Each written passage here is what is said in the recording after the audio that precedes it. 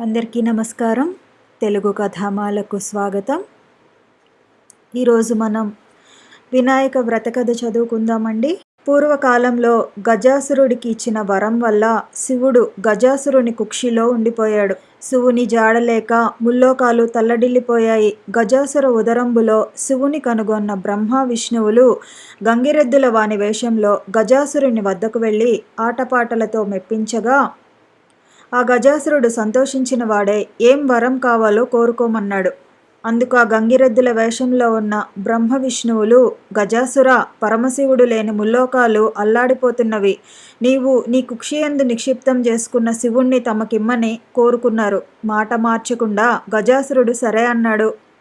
నంది తన కొమ్ములతో గజాసురుని పొట్టజీల్చి శివుణ్ణి పరిగ్రహించాడు. అంతటా ఆ గజాసురుడు, శివా, నీవు నా శిరస్సుకు గణ్యతను చేకూర్చి నీవు నా చర్మం ధరించాలని వరం కోరుకున్నాడు. సరే అన్నాడు ఆ సర్వేశ్వరుడు. బ్రహ్మ, విష్ణు, శివ, ఇంద్రాదులు దేవలోకానికి బయలుదేరారు. వినాయకుని జననం. పరమేశ్వరుడు వస్తున్నాడన్న వార్త కైలాసంలో పార్వతికి తెలిసి అభ్యంగన స్నానం చేసి పతికి స్వాగతం చెప్పాలని అభ్యంగన స్నానానికి తయారైంది. తన వంటికి నలుగు పెట్టుకుంటున్న పిండితో ఒక బొమ్మను తయారు చేసి తన తపశ్శక్తి వల్ల పొందిన వరంతో ఆ బొమ్మకు ప్రాణప్రతిష్ఠ చేసి మందిరం వద్ద కాపలా ఉంచి ఎవరిని లోపలికి రానివ్వద్దని చెప్పి స్నానానికి వెళ్ళింది.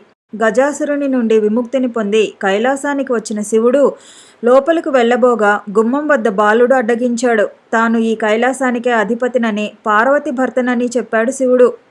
నువ్వెవరివైనా వెళ్ళడానికి వీల్లేదన్నాడు ఆ బాలుడు. వాద ప్రతివాదాలు పెరిగాయి. పట్టుదల పెరిగి శివునికి కోపం హెచ్చింది. ప్రమదగణాలు కూడా ఆ బాలుని ముందు ఓడిపోయాయి. ఇక తాళలేక శివుడు త్రిశూలంతో బాలుడి శిరస్సును ఖండించాడు.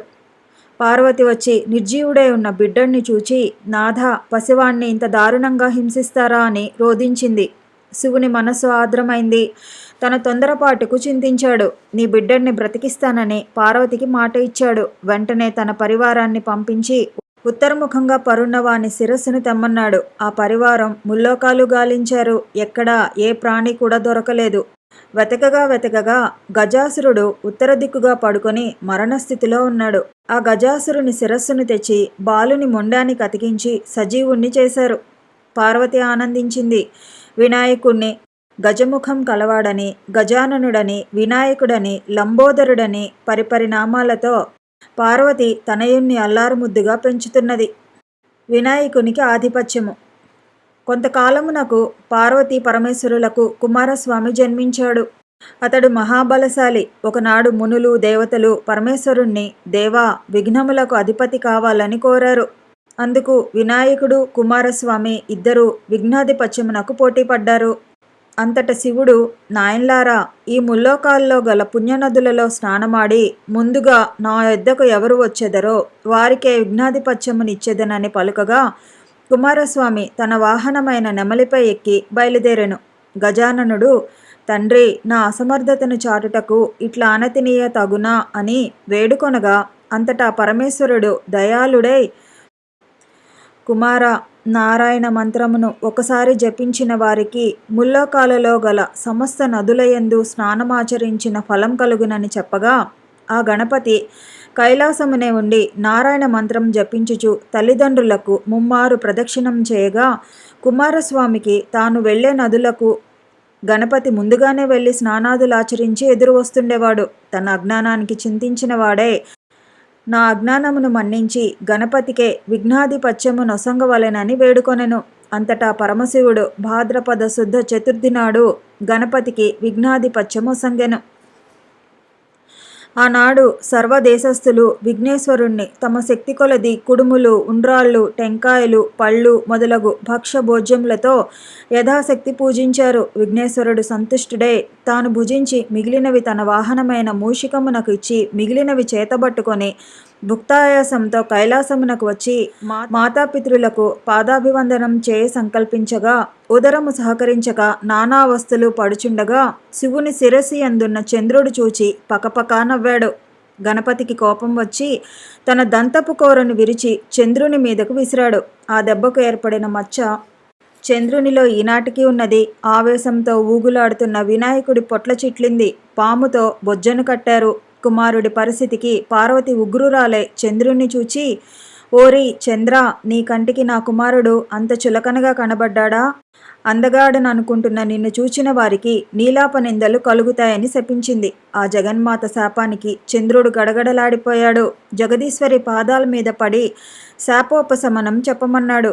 శాపం ఉపసంహరించబడదు అన్నది కాత్యాయని. దేవతలంతా కలవరపడి, తల్లి చంద్రుణ్ణి క్షమించు, చంద్రుణ్ణి చూడకుండా ఉండటం ఎవరికీ సాధ్యం కాదు.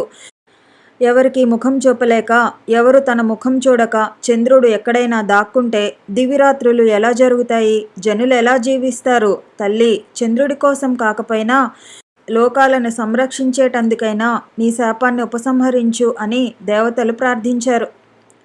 దేవతలారా, మీ అభ్యర్థనను అర్థం చేసుకున్నాను. శాపం తప్పదు. శాప ప్రభావం పడకుండా తరుణోపాయం చెబుతాను. గుర్తు కలిగి మసులుకోండి. భాద్రపద శుద్ధ చవితి నాడు వినాయకుణ్ణి పూజించి పూజాక్షతలు శిరస్సును జల్లుకున్న వారికి ఎట్టి నీలాపనిందలు రావని వరమిచ్చింది. ఈ విషయాన్ని విస్మరించినా, అలక్ష్యం చేసినా ఎట్టివారికైనా నీలాపనిందలు తప్పవు. ఈ విషయాన్ని గమనించకపోవటం వల్లనే శ్రీకృష్ణుడు ఋషివర్యులు అపనిందల పాలయ్యారు. ఒకానొకప్పుడు సప్త మహర్షులు యజ్ఞాన్ని తలపెట్టారు. యజ్ఞగుండం చుట్టూ సప్త ఋషులు తమ తమ భార్యలతో ప్రదక్షిణం చేస్తున్నారు. అలా ప్రదక్షిణం చేస్తున్న ఋషిపత్నులను చూచి అగ్నిదేవుడు వారి పట్ల మోహితుడయ్యాడు. ఇది అగ్నిదేవుని భార్య స్వాహాదేవి గమనించి భర్త వ్యామోహాన్ని తీర్చడానికి అరుంధతి తప్ప తక్కిన ఋషిపత్నుల రూపం తానే ధరించి పతికి ప్రమోదాన్ని తీర్చింది. అగ్నిదేవునితో ఉన్నవారు తమ తమ భార్యలే అని ఋషులు కోపగించి వారిని వదిలినారు. పార్వతి ఇచ్చిన శాపాన్ని మరిచి ఋషిపత్నులు చంద్రుణ్ణి చూడటం వల్ల వారికి అపనింద కలిగింది. దేవతలు ఋషిపత్నుల దుస్థితిని పరమేశ్వరునకు చెప్పగా శివుడు జరిగిన దానిని ఋషులకు వివరించి వారిని స్వస్థచిత్తులను చేసి ఋషిపత్నులను సంరక్షించాడు. సమంతకోపాఖ్యానము. పూర్వం శ్రీకృష్ణుడు కూడా పాలదుత్తంలో చంద్రుణ్ణి చూచి నీలాపనిందల పాలయ్యాడు. సత్రాజిత్తు అను రాజు సూర్యుని అనుగ్రహంతో సమంతకమణిని పొందాడు. ఆ సమంతకమణి రోజుకు 1000 మణుగుల బంగారాన్ని ఇస్తుండేది. ఆ మణిని తనకిమ్మని ఆ రాజును శ్రీకృష్ణుడు కోరగా సత్రాజిత్తు అందుకు అంగీకరించలేదు.